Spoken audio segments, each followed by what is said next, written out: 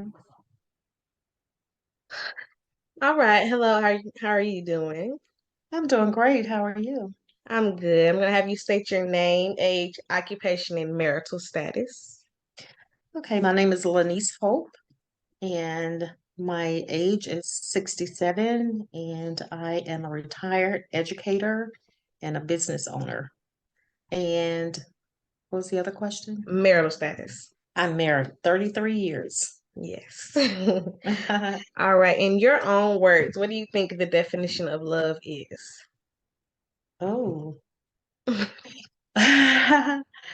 well, I think love is there several dimensions of love and types of love, but basically love is it's a genuine connection or feeling to someone that you share, like family or friends or a spouse or a loved one or special significant other that you share the same beliefs and values, and you also respect them in their differences Mhm. and flaws. Yes. Pause is the big hmm one. hmm Okay. In your own definition, what makes you think that your marriage has lasted so long successfully? God. But but really, it takes a strong commitment. And when you take your vows, you commit and vow to love and in all situations under, for better for worse. And you're going to experience all of those. And you have to stay committed to those vows and forgiveness because we're all imperfect and we have to be able to um, forgive and to stay committed to the vows that you took. And what do you think about things such as like divorce and cohabitation, which is when two people are basically just shacking up, living together, don't have any really connection to each other, single parenthood, remarriages, and other things such as illegitimacy in American communities. We can start off with Uh, divorce. okay. Well, I think divorce is sometimes, you know, nobody wants to get a divorce. That's what I should say. And because divorce can be very devastating, and I have been divorced before. But I think sometimes it's necessary because, two people, when they find themselves in situations that they can no longer live together and, share, they don't want to stay committed to the relationship, then they have to, to me, it's better that they get out of the relationship. And divorce is necessary. But then there are times when, person find themselves in a dangerous situation or unhealthy marriage, or it could be, just they just don't love the person anymore. And I think when you're in that type of relationship, divorce may be the answer. But personally, I don't think divorce, everybody hurt in a divorce. So it's not always a win-win. So it's to each his own. And do you think divorce is even necessary when those two have children together, which leads to single parent homes and things like that? Yes, sometimes divorce is necessary, although it's not the best ideal for the family because no, like I said, it's not a win-win situation. You're going to lose in some way. And most of the time, the kids are the ones who suffer. But if it's two parents who can co-parent together and put the kids first, then usually it turns out better for everybody. And as far as cohabitation goes, as far as shacking up, what do you think about that? Well, first of all, I don't believe that two people should live together unless they're married. But some people find it in this day and this society is that it's acceptable, and people are going to do whatever they want to do for whatever reason. Some people find it necessary just for financial reasons, that it's better that we can share and have a better lifestyle if we just live together. And sometimes it do lead to, the marriage. And then sometimes they discover, because living with somebody, you discover what you like and don't like about them. because that's what living together is. But that's one of the reasons why I think that if you just live together with somebody, then over a time period, you get tired of them, you just go different ways. Then you end up living with somebody else, and after a while, it becomes a cycle. If I'm just going to live with somebody and try it out and then go on to the next person, avoiding commitment. Yeah. And what do you think about remarriages? Remarrying. Honey, love is good. Sometimes it's better the second time around. But then, I think what it means is that sometimes the first go round, like I was young when I got married before, and I wasn't understanding what love really meant and commitment. So sometimes remarriage can be a better bond for people because they have gone through the hardships of learning how to live in relationships and stay committed and to, like I say, the forgiveness and all that stuff. So sometimes it can be a great thing.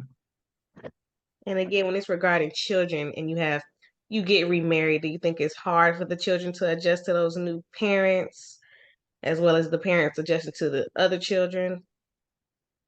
Um, Sometimes that blended family stuff can be kind of hard and tricky because I just know that, as parents, your commitment, number one, if you're married, is, well, your first commitment if you're married is to your spouse. But if you have children, then the children has, to me, take precedence over that because their needs have to be met. They didn't actually come into that situation. So the parents, whoever the two people are coming together, they have to know that the children needs come first because they didn't ask for step parents. The step parents stepped into their life. And now they have to adjust to all this new arrangement because they didn't fall in love with the person and say, let's live together. So I think that they have to make sure that the kids are, their feelings are considered, take time to, let them adjust and put them first. And growing up in the day and age do you think that it's different, worse, better than the problems we're facing now as far as Like, divorce, remarriage, cohabitation goes? oh, I really, I don't know, because back in the day, people lived shack together, they didn't get married, and they called it common law. Hmm. And it was just, that's what they did. And a lot of people did get married, but now common law in a lot of states is not legal. And so when you're living with somebody, that's the other drawback, is that you do not inherit any benefits from them. You live with them, but if they were to die and you all are sharing all of these things, then you have no say so in anything. You just like a girlfriend or boyfriend, and that is no benefit to you that you've spent your life into with that person. So now, people are going to do whatever they want to do, and I think in this society, I think because a lot of people don't have a fear of God or have godly values, then it may be that everything's acceptable in society, and whether it's good or bad, you have to respect people's wishes and how they choose to live. And you just almost answered my next question because it goes Right. into do you think religion is a big part of it? Because a lot of people don't have, think God is a everyday, process in their life. You think that affects marriage? I think it affects people, their core values. Hmm. Like everybody, may not be Christian or, the religion that we, practice, but I think if you have some type of spiritual guide, that you have some convictions about certain things, or you build your core values on certain beliefs, then I think it does have impact on how your everyday life, like whatever choices you make. And I think now, even with young people in the society, the violence and everything needs to go back to some type of pride or core values, or something, that dignity, that we value life, and we have God to, like our ancestors, had a strong belief in God. Our African Americans, back in the day, that's what we built our life on, is that's what kept us, rooted and grounded in everything. And I do truly believe that we have stepped away from those values. Yes. And despite the obstacles that we face as African Americans, what can or should be done to solve these problems we're facing, dealing with nuclear families such as extended families, blended families, and marriages, single parent home, and things like that? Oh, well, I think first of all, African Americans have got to start going, like sitting down, having conversations about these things, and it starts in the homes. And parents have got to be parents. They have to instill values into their kids. And then it has to extend to the church, like whatever, your religion is, that these communities are coming together to, talk to families and kids and providing, the resources for them in the community, because African Americans are still not in on the level playing field with in society, so we don't have all the resources that our kids should have. In whatever zip code you live in, it determines whether your child get, the best education. So we need resources, we need a whole lot of things that need to take place for us in society, but it goes back to everybody being accountable for themselves and making sure that you raise your kids and you take care of them and you provide for them, whether you're a single parent, two home parent, or whatever. But it still takes a village. All right. Thank you so much for your participation.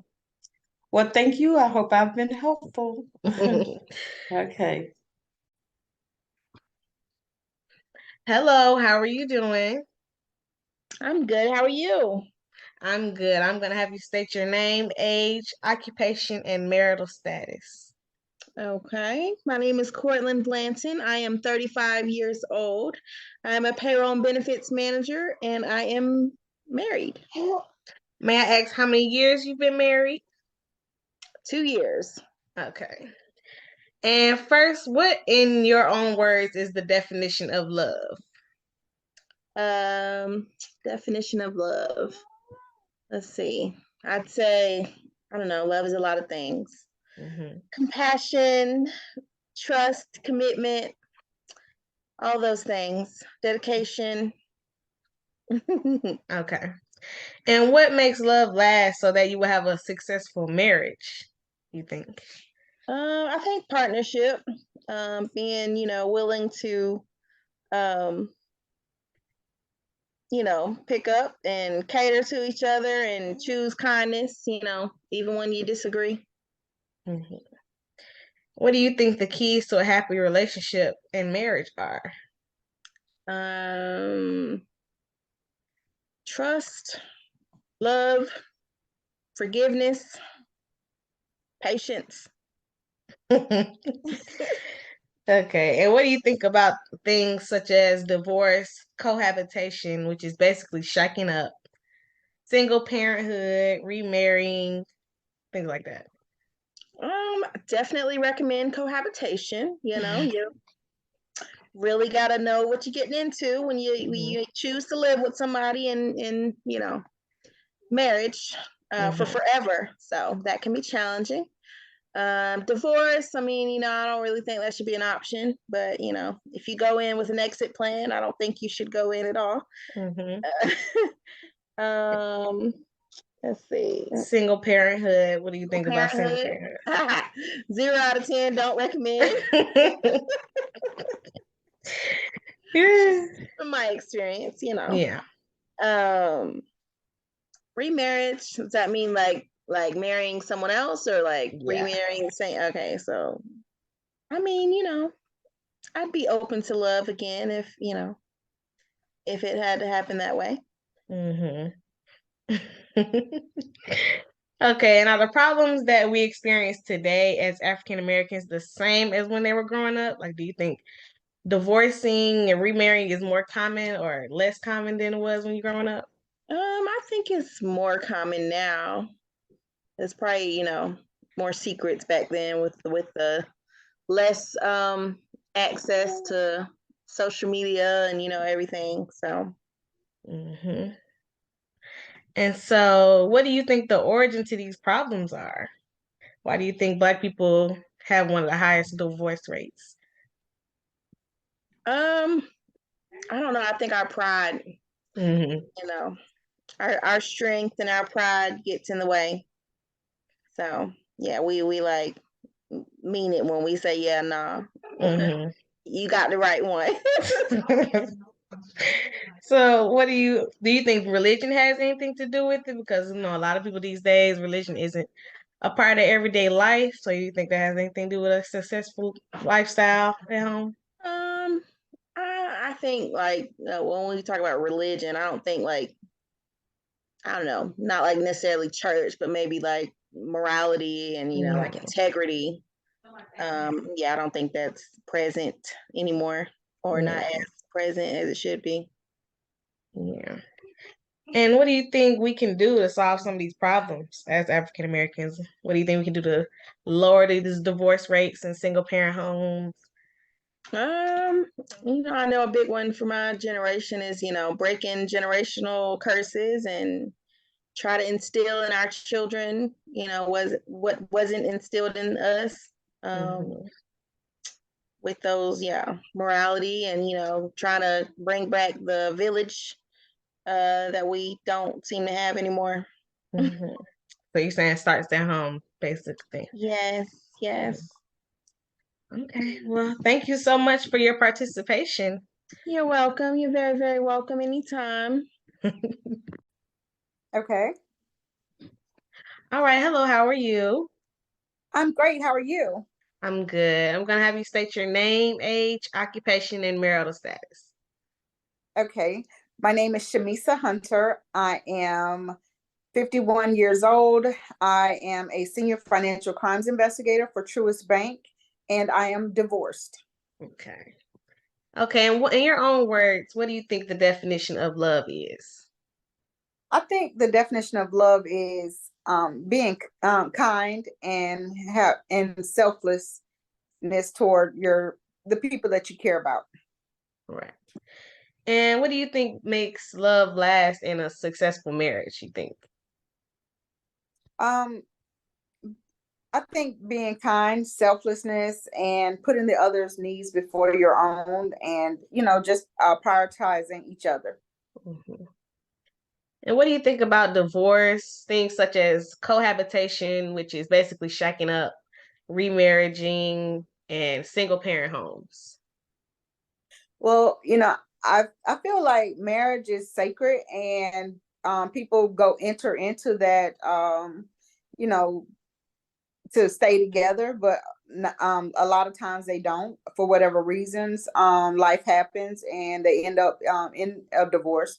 Um, for for instance, myself, I am recently divorced. I don't know if I would get married again, so cohabitation would definitely be something I would consider. Hmm. Just because the marriages are easy to get into, but very difficult and hard to get out of. So Hmm. just knowing what I know now and at the age I am, my kids are grown, and I just feel like, if I meet someone and I, want to move forward, I may not consider marriage. I may just consider cohabitating. Right. And what do you think about single parenthood? I've been a single parent as well throughout my life, and single parent is difficult, but it can be managed and maintained, especially if you um work hard and have family support. I think that's important. And you know like I said, marriage, people don't go into relationships thinking that this is going to be the end. They want to stay together, and then when a child comes along, you know it may not be feasible for them to stay together. So I just think family support and working hard, it can be managed, being a single parent. And what do you think about remarrying? um I'm for marriage as a whole. I respect those that want to remarry. I have remarried before. I've been divorced and remarried. Um, at this time, I don't know if I would do it again, but those that do, I'm in support of that. Hmm. And when it comes to children being involved in things such as divorce and remarriage, do you think it affects them at all or not at all? Oh, absolutely. Yeah, oh, absolutely it does. Like I said, the family dynamic is what God put together. Hmm. So when there's children involved, they love both parents. So they don't want to see, the division. And so it affects them a lot more than it does um the husband or the wife. It affects the children because they're like they love, but they're caught up in the middle because they have to choose either I'm gonna go live with my mom or I'm gonna live with my dad, or we're gonna do this halftime, life. And I just think that it's unfair to them, but at the same time, if you're in a tumultuous relationship in your marriage, it may work out for the best, you know, for them not to encounter those interactions, because kids feed off of you and your your vibes. Right. How do you think they're affected when you get remarried, such as when people create these blended families, when you have the step kids with the stepfather or the children with stepmom? How do you think that works with them adjusting to that?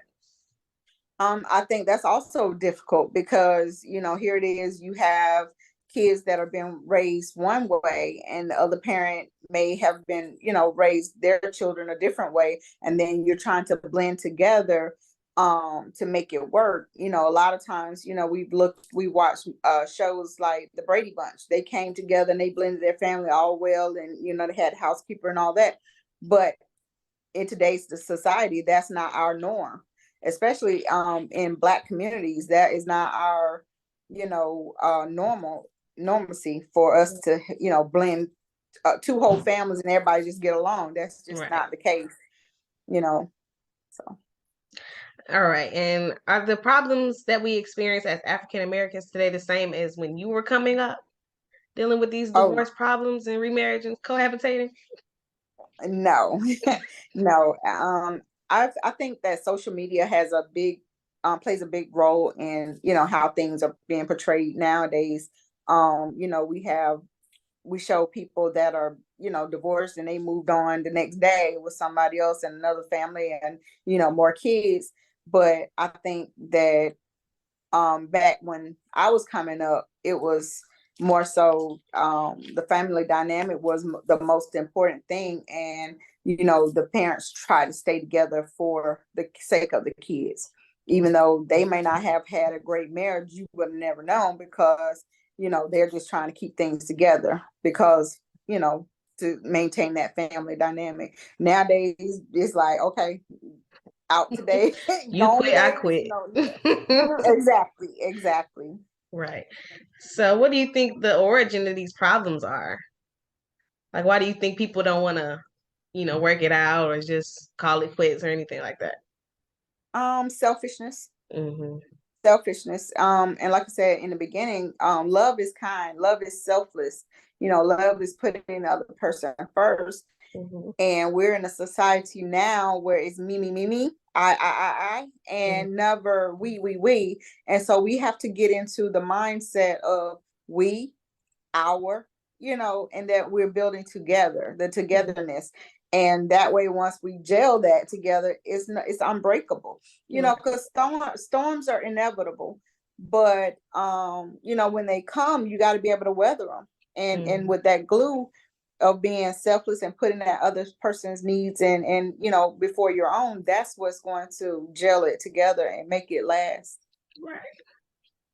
And do you think religion has anything to do with it? As far as people, most people don't think religion is a part of their everyday life these days in this society. Mhm. Do you think Mhm. religion has anything to do with it? Oh yeah.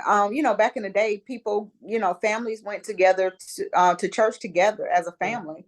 And they prayed together, that cliche, you pray together, families that pray together stay together. Mhm. And that dynamic is not involved in people's lives anymore. They don't go to church. And then if they do, it's only the mom going to church, and maybe the mom and the kids, or but most of the time it's just the mom going to church or believing in, the God in the church dynamic.